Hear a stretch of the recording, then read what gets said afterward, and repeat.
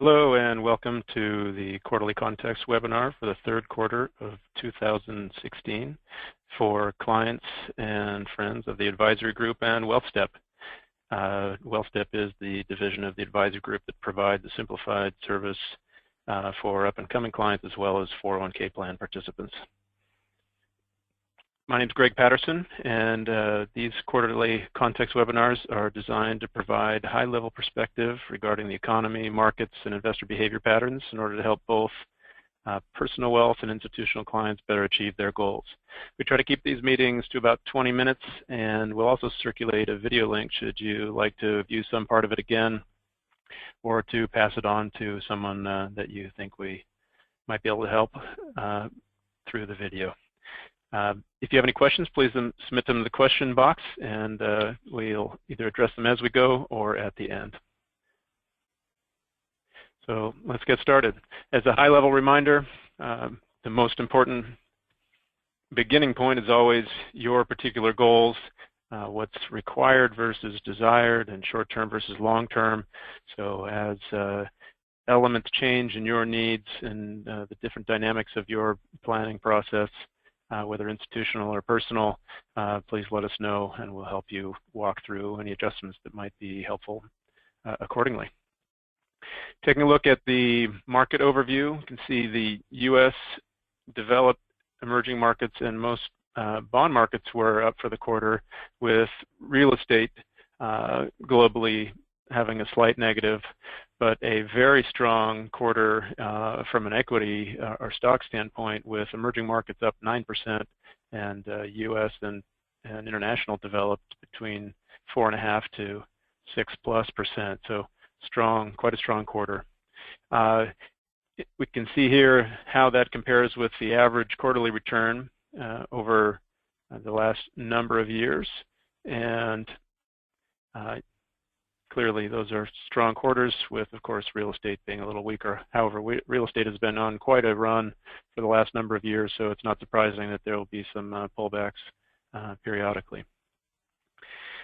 Some of what drove the market strength, interestingly, was after Brexit, when some concerns about the implications for Europe and the global stock market in general turned out, at least for now, not to be as much of a problem as some had expected.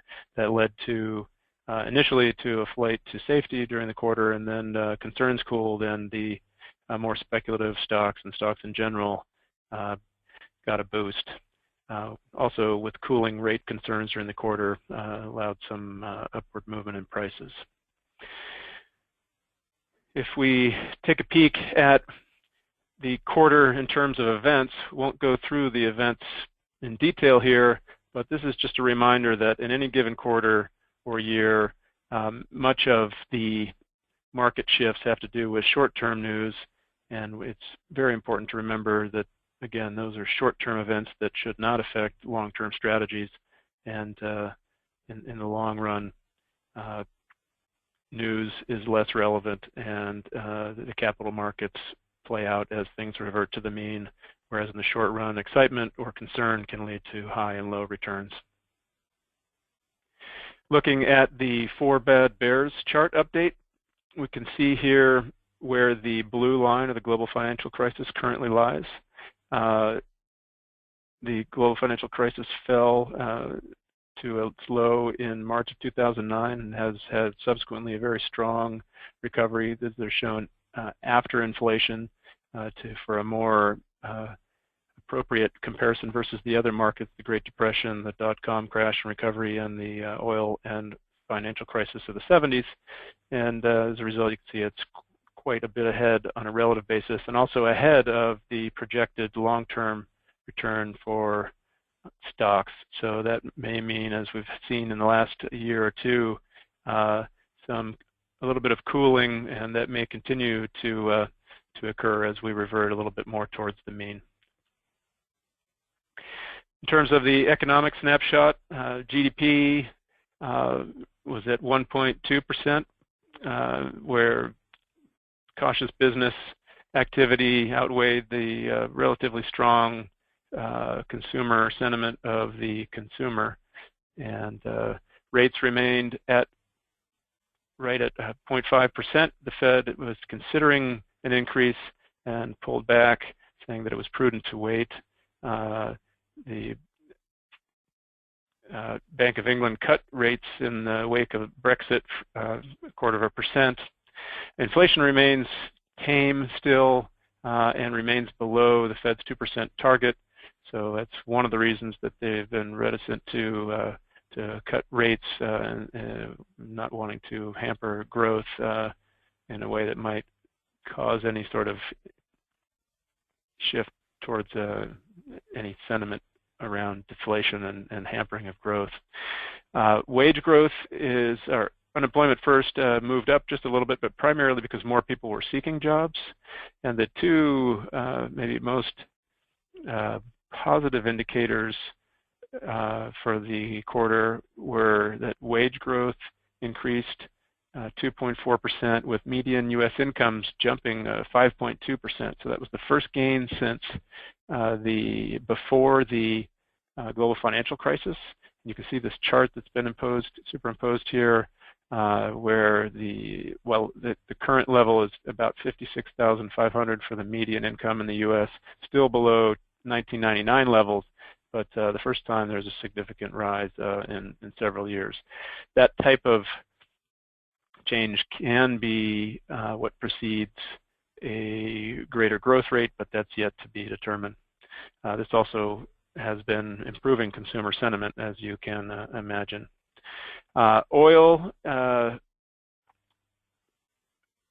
picked up a little bit after dropping about 22% mid-August, and so it's still hovering considerably below where it was in 2008 at almost $150 a barrel, but considerably now above the January level of about $26. So oil is volatile. Currency the dollar cooled off a little bit versus major currencies, and in the Eurozone there was some improvement, but still relatively weak economic status, which is holding back the global economy or markets a bit. If we take some of those measures and look at them in a longer term patterns, we can see unemployment has been improving, but now a little bit stubborn in recent periods. Wage growth, here's a number. You can see where that was and how that's begun to pick up. The inflation numbers remain tame, and another analysis we are showing here indicates that low inflation expansions tend to be long-lasting. So it's while growth rates are low, it tends to persist for a longer period, as shown by the different segments here over time during periods where inflation was low. If we look at market valuations, you can see that the stronger stock markets have pushed valuations up for the most part, into the upper half of recent 10-year valuations. That is sometimes an indicator that prices may have a little more cooling than rising to do, but that's not always consistent. The one that jumps out the most is energy still, while being relatively low versus highs of just a year or two ago, or a few years ago. The current valuation of energy in general is higher up in the range relative to the 10-year average. So it may still have some adjustments to make there. We can see over on the right, while not directly a valuation measure, it does impact valuations of the different markets, is currency. The dollar, while cooling for a number of years over the last decade, has improved. It's strengthened since 2011, and more recently cooled a little bit.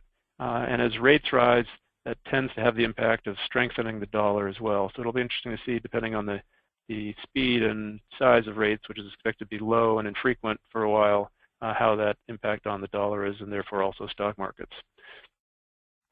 The quality thermometer for the quarter suggests that lower quality or more speculative stocks had a much stronger run, outperforming their higher quality counterparts to the tune of about 2 to 9%, for example, in small cap growth. So small cap, lower quality, more speculative small cap growth companies outperformed by about 9% relative to higher quality small cap growth.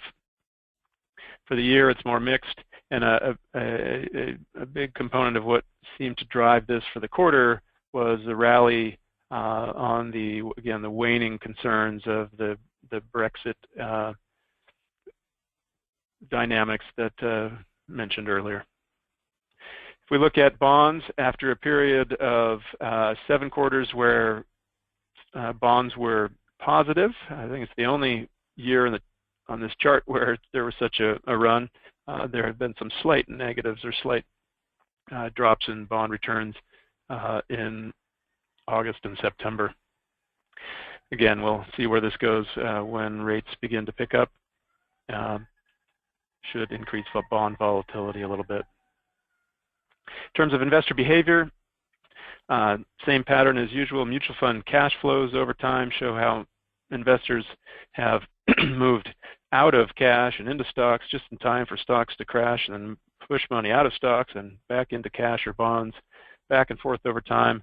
And the more recent pattern is that there's been a shift with some market volatility out of U.S. stocks and into bonds, which may be just in time for rates to rise, which might scare bond investors and cause them to figure out where to go, which might lead them back into money market for some period of time. But we'll see. And luckily, more disciplined investors don't feel that the consequence of that, which we'll talk about in a moment. In fact, right now. This chart indicates the 30-year annualized returns of different asset classes, from the 11% range of U.S. stocks, the 9% range of international equities, government bonds, housing, gold, and even inflation. But the average investor, based on a Dalbar study, suggests that only a 2.5% return. And a big component of what drives that is the fight or flight response that some people have not yet harnessed, overreacting when markets are difficult, and in fact sometimes piling money in when markets are good, only to experience more of the down than the up. Some of those factors affect retirement readiness, but savings is another. The majority of our personal wealth clients have careful one-on-one planning that helps avoid the problem we're about to discuss here, but many 401k plan participants and the average person may experience a shortfall during their retirement years. This chart suggests a review shortfalls of savings during retirement across an array of countries, with the U.S. expectations being about 7 years on average in terms of when running out of money in retirement from retirement savings, where people would, in this case, be primarily or entirely reliant upon the Social Security system. Social Security currently pays about $1,200 or $1,300 a month on average, and so that will create a serious financial hardship for the average person. We can't go through quarterly context right now without mentioning something about the current presidential elections, and we have 2 slides to review that briefly. And the highlight really is that there is no clear pattern historically regarding which party wins and what the impact is on the markets.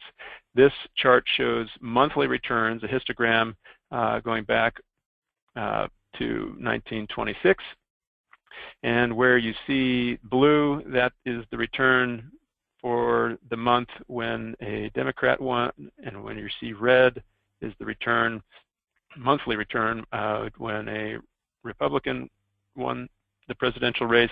And over time, while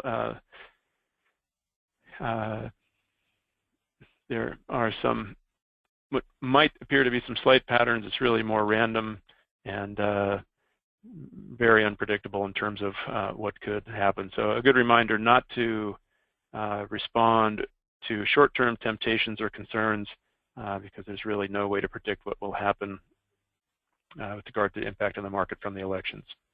Similarly, if we look over time, it's pretty clear that bulls and bears don't equal donkeys and elephants. The chart here shows how different the market performed, the S&P 500 performed over different presidential periods. And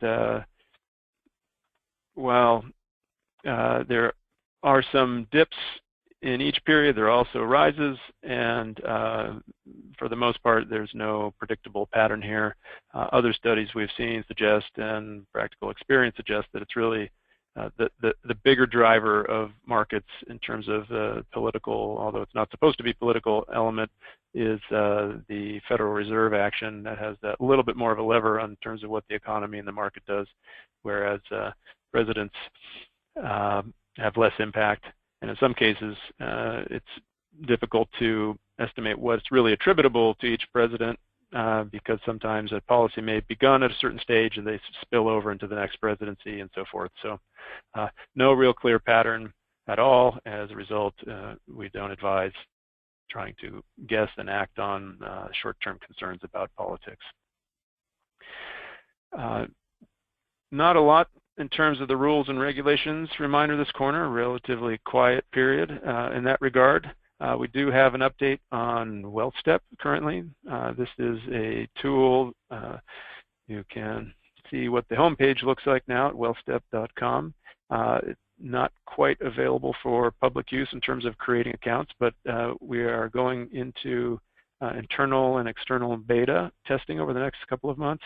And this is where we'll start with the 401k plan client testing. After that, we'll be doing the personal wealth beta testing for clients that oftentimes in this case are the clients or relatives or friends of our full service personal wealth clients for the advisory group. And one of the things we will also be doing is financial literacy meetings at schools as part of our way of giving back to the community to help conduct education, 401k style education in some ways to the broader community. And hopefully WealthStep can help people as part of the service being free for basic saving and investment advice to help a broader group of people who can't otherwise get reasonable help, get a little bit of help.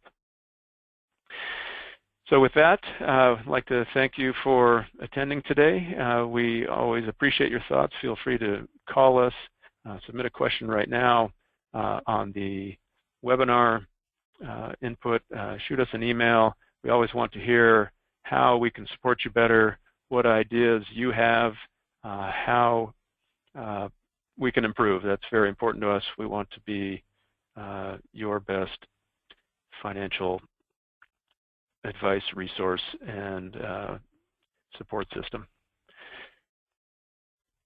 So with that, we will now go to questions. And again, thank you very much for attending today.